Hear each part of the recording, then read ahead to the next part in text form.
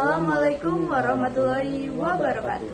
Perkenalkan, saya Bernadetta Mita Afetalia dengan NIM 0102 138232 8154 dan rekan saya. Saya Arum Larasati dengan NIM 0102 1382 328177 dan rekan saya. Saya Emra Penoprizal dengan NIM 0102 1382 32 8165. Oke, kami dari kelompok 9 akan membuat video tugas mata kuliah Ekonomi Ketenagakerjaan. Jangan lupa ditonton. Dan jangan lupa like, Comment, And subscribe. bye-bye. Baiklah, saya akan menjelaskan mengenai equilibrium dalam pasar tenaga kerja tunggal yang kompetitif dan juga mengenai penerapan kebijakan pajak gaji dan subsidi. Yang pertama yaitu mengenai equilibrium dalam pasar tenaga kerja tunggal yang kompetitif. Kurva penawaran memberikan jumlah total jam kerja yang dialokasikan agen dalam perekonomian ke pasar pada tingkat upah tertentu. Kurva permintaan memberikan jumlah total jam kerja yang diminta perusahaan di pasar pada upah tersebut. Baiklah, kita akan membahas mengenai efisiensinya. Gambar 41 menunjukkan manfaat yang diperoleh perekonomian nasional karena pekerja dan perusahaan saling berdagang di pasar tenaga kerja. Di pasar yang kompetitif, pekerja E dipekerjakan dengan upah W, total pendapatan dan semua pekerja hingga E. Jumlah ini pada dasarnya memberikan nilai produk total yang diproduksi oleh semuanya.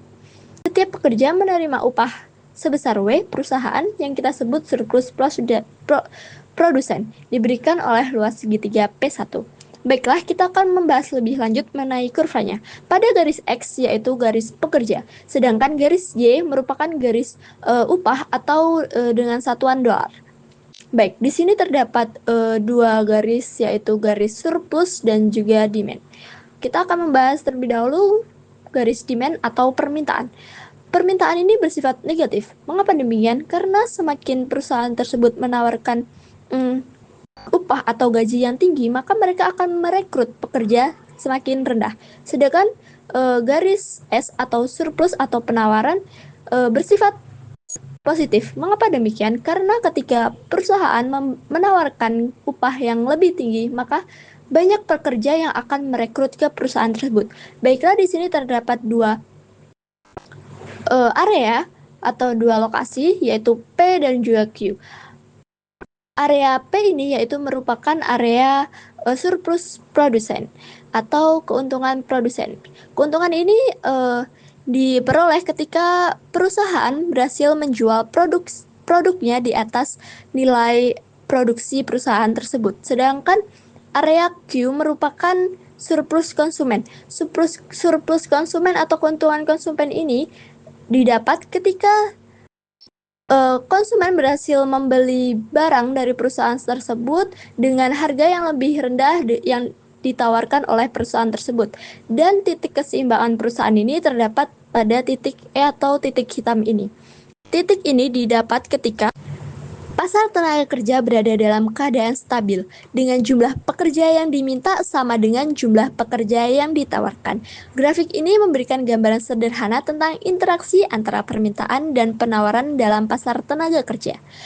Pergeseran dalam kurva permintaan atau penawaran dapat menyebabkan perubahan dalam harga keseimbangan dan kuantitas keseimbangan. Baiklah, selanjutnya yaitu penerapan kebijakan, pajak gaji dan subsidi. Pemberi kerja bersedia mempekerjakan pekerja E0 jika setiap pekerja berharga W0 dolar. Untuk menyederhanakan analisis, pertimbangkan bentuk pajak gaji yang sangat sederhana. Khususnya, perusahaan akan membayar pajak sebesar 1 dolar untuk setiap jam kerja karyawan yang dipekerjakan. Mari kita analisis gambar 45. Dampak pajak gaji yang dinilai pada pekerja pajak. Equilibrium pasar tenaga kerja bergeser dari A ke B. Pada equilibrium baru, pekerja menerima upah sebesar W1 dolar dari pemberi kerja dan total kesempatan kerja turun dari E0 ke E1. Akan tetapi, perhatikan bahwa karena pekerja harus membayar pajak 1 dolar per jam kerja, upah aktual pekerja setelah pajak turun dari W0 menjadi W11. Baik, selanjutnya kita analisis lebih lanjut. Sumbu X menunjukkan jumlah tenaga kerja yang ditawarkan dan diminta. Sumbu Y menunjukkan tingkat upah yang ditawarkan. Di sini terdapat kurva permintaan atau garis permintaan demand menunjukkan penurunan permintaan tenaga kerja akibat pajak, yaitu pergeseran dari demand 0 ke demand 1. Selanjutnya yaitu garis surplus atau penawaran, menunjukkan penurunan penawaran tenaga kerja akibat pajak, yaitu dari surplus 0 ke surplus 1. Baiklah, titik keseimbangan pada kurva ini yaitu titik potong antara kurva permintaan dan penawaran. Titik A adalah keseimbangan sebelum pajak, sedangkan titik B adalah keseimbangan setelah pajak. Penerapan pajak gaji memiliki dampak negatif terhadap pasar tenaga kerja. Pajak ini menyebabkan penurunan upah. Pekerja menerima upah yang lebih rendah dibandingkan sebelum adanya pajak. Penurunan kesempatan kerja juga terjadi. Jumlah lapangan pekerjaan yang tersedia berkurang. Efisiensi pasar tenaga kerja menurun. Pajak mengganggu mekanisme pasar dalam menentukan upah dan jumlah tenaga kerja yang optimal. Baiklah, terakhir saya akan menganalisis gambar 46, dampak pajak gaji yang dinilai pada perusahaan. Pajak gaji yang dinilai pada perusahaan dialihkan sepenuhnya ke pekerja ketika kurva penawaran tenaga kerja inelastis sempurna. Upah awalnya W0. Pada gaji $1 menggeser kurva permintaan ke D1 dan upah turun ke W0 ke W1. Menuruni kurva permintaan, ia memiliki dampak pasar tenaga kerja yang sama dengan pajak daftar gaji yang setara pendapatan yang dinilai pada pekerja. Baiklah, pada garis permintaan atau demand ini menunjukkan penurunan permintaan tenaga kerja. Mengapa demikian? Karena pajak tersebut dialihkan ke perusahaan. Hal ini dapat dilihat dengan bergesernya kurva ke kiri dari D ke D1. Sedangkan garis penawaran atau surplus tidak bergeser, menunjukkan upah dan jumlah tenaga kerja yang ditawarkan oleh pekerja. Dalam situasi ini, karena pajak dialihkan ke perusahaan, sedangkan pekerja tidak membayar pajak. Baiklah, mari kita analisis. Alih-alih pekerja tersebut membayar pajak, perusahaan malah yang menanggung beban pajak dari semua pekerja. Hal ini mengakibatkan penurunan permintaan tenaga kerja. Dengan perusahaan membayar semua pajak pekerja, maka mereka lebih baik untuk merekrut lebih sedikit atau mengurangi tenaga kerja dari perusahaan tersebut. Hal ini pun berakibat pada penurunan upah. Karena perusahaan telah membayar pajak, upah dari pekerja pun berdampak. Walaupun mereka tidak membayar pajak, akan tetapi upah mereka menurun dari W0 ke W1. Walaupun mereka tidak membayar pajak, akan tetapi hal ini akan berpengaruh kepada upah dan juga rekrutmen dari perusahaan tersebut. Walaupun mereka tidak membayar pajak, gaji mereka akan dipotong dan juga perusahaan tersebut akan menerima lebih sedikit pekerja. Terima kasih. Baiklah, materi selanjutnya yaitu kapan pajak gaji akan dialihkan sepenuhnya ke pekerja. Dalam satu kasus ekstrim, pajak gaji dialihkan seluruhnya ke pekerja. Misalkan, pajak dikenakan pada perusahaan dan kurva penawaran tenaga kerja tidak elastis sempurna.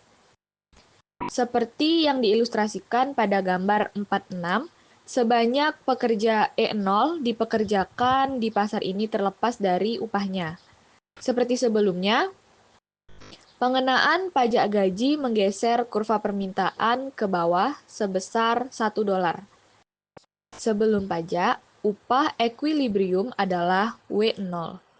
Setelah pajak, upah ekuilibrium adalah W0 sampai 1.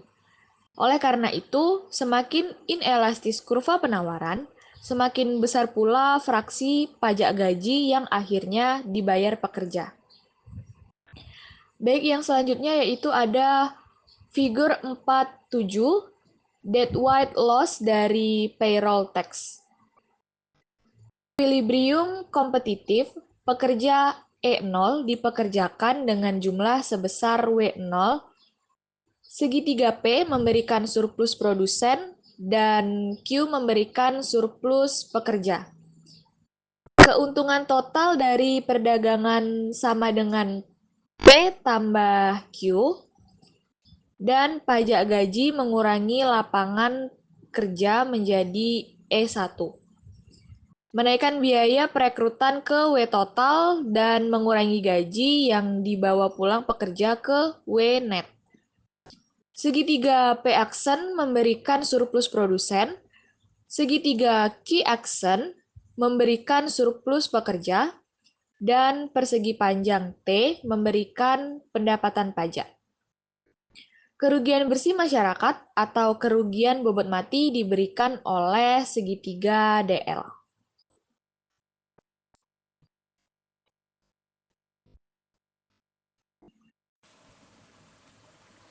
Dalam program subsidi tipikal, pemerintah memberikan kredit pajak kepada perusahaan, katakanlah sebesar $1 untuk setiap jam kerja orang yang disewa. Karena subsidi ini mengurangi biaya untuk mempekerjakan 1 jam per orang sebesar $1, subsidi ini menggeser kurva permintaan ke atas sebesar jumlah tersebut.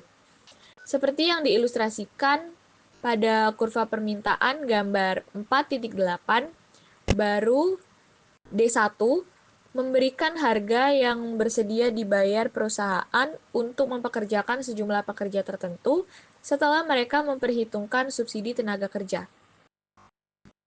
Equilibrium pasar tenaga kerja bergeser dari titik A ke titik B. Nah, berikut ini adalah gambar 4.8 dampak subsidi, tenaga kerja subsidi.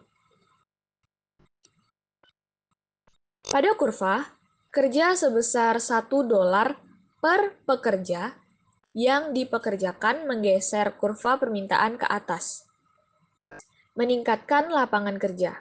Upah ini diterima pekerja naik dari W0 ke W1. Upah yang sebenarnya dibayar perusahaan turun dari W0 ke W1 kurang 1 tahun. Karena hanya penghasilan $4.200 pertama yang memenuhi syarat untuk mendapatkan kredit. Program ini dirancang untuk mendorong pekerja berupah rendah. Baiklah, yang selanjutnya penerapan kebijakan pasar tenaga kerja dampak imigrasi. Dampak imigrasi pada pasar tenaga kerja ini dalam jangka pendek dengan modal tetap diilustrasikan pada gambar 4.10. Saat imigran memasuki pasar tenaga kerja, kurva penawaran bergeser keluar, meningkatkan jumlah tenaga kerja dari N0 ke E1 dan mengurangi upah dari W0 ke W1.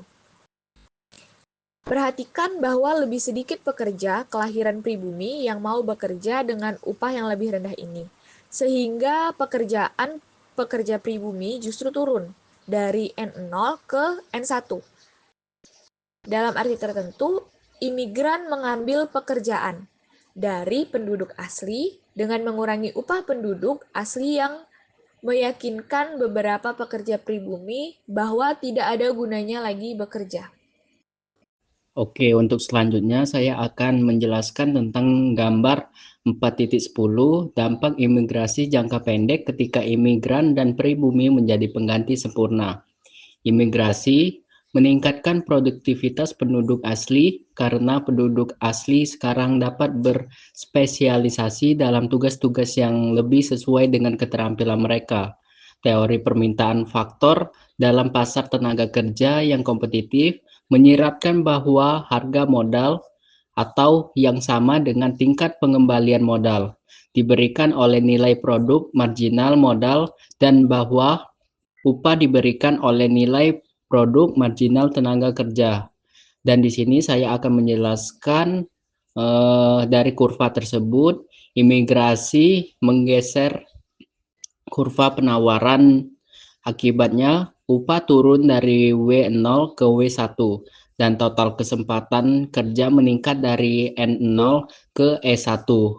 Perhatikan bahwa pada tingkat upah yang lebih rendah, terjadi penurunan jumlah penduduk asli yang bekerja dari N0 menjadi N1. Oke, selanjutnya grafik pada gambar 4.16, diagram pencar terkait upah dan imigrasi untuk kelompok keahlian asli ditentukan oleh pencapaian pendidikan dan pengalaman kerja pada tahun 1960 sampai 2000. Kelompok keterampilan tertentu dari pekerja pribumi atau misalnya lulusan perguruan tinggi pribumi dipengaruhi oleh imigrasi. Katakanlah, mereka yang putus sekolah, seseorang kemudian dalam menggunakan elastisitasnya sendiri dan elastisitas silang untuk mensimulasikan dampak masuknya imigran tertentu pada struktur upah AS.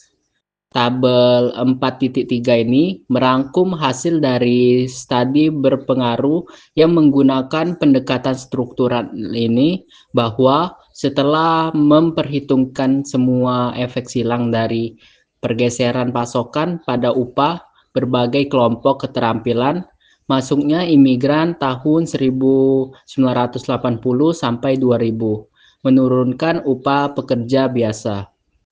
Dan selanjutnya kita akan menjelaskan bagaimana perhitungan upah dan employment dalam kondisi pasar seimbang. Untuk memahami konsep dasar sebelum kita masuk ke contoh perhitungan, mari kita ingat kembali konsep dasar pasar tenaga kerja yang seimbang. Yang pertama, pasar seimbang, kondisi di mana jumlah tenaga kerja yang ditawarkan atau supply sama dengan jumlah tenaga kerja yang diminta atau demand. Yang kedua, upah keseimbangan, tingkat upah yang membuat jumlah tenaga kerja yang ditawarkan sama dengan jumlah tenaga kerja yang diminta. Yang ketiga, pekerja. Jumlah tenaga kerja yang dipekerjakan pada upah keseimbangan. Berikut ini contoh numerik, misalnya yang pertama, permintaan tenaga kerja atau LD. LD di sini sama dengan 100 dikurang 2W, di mana W adalah upah. Yang selanjutnya yaitu penawaran tenaga kerja atau LS. LS di sini min 20 plus 3W, yang dimana W tadi adalah upah. Dan untuk mencari upah keseimbangan, yang pertama kita harus mensamakan dulu LD dan LS. 100 dikurang 2W sama dengan min 20 ditambah 3W dan 5W. Dan hasilnya 120W. Dan bisa kita kecilkan lagi menjadi 24. Jadi upah keseimbangan adalah 24. Yang kedua yaitu untuk mencari jumlah tenaga kerja keseimbangan, substitusikanlah dulu W sama dengan 24 ke dalam salah satu persamaan, atau misalnya LD. LD sama dengan 100 dikurang 2 dikali 24, LD sama dengan 52. Jadi jumlah tenaga kerja keseimbangan atau employment adalah 52 orang. Untuk interpretasi pada upah 24, terdapat 52 orang yang ingin bekerja dalam 52 lowongan pekerjaan yang tersedia. Pasar tenaga kerja berada dalam kondisi seimbang karena tidak ada kelebihan permintaan dan penawaran tenaga kerja. Oke, untuk penutupan mungkin segitu saja untuk penjelasan kami dari kelompok 9 mengenai pasar tenaga kerja kompetitif. Apabila ada kesalahan kata kami mohon maaf. Saya akhiri. Wassalamualaikum warahmatullahi wabarakatuh.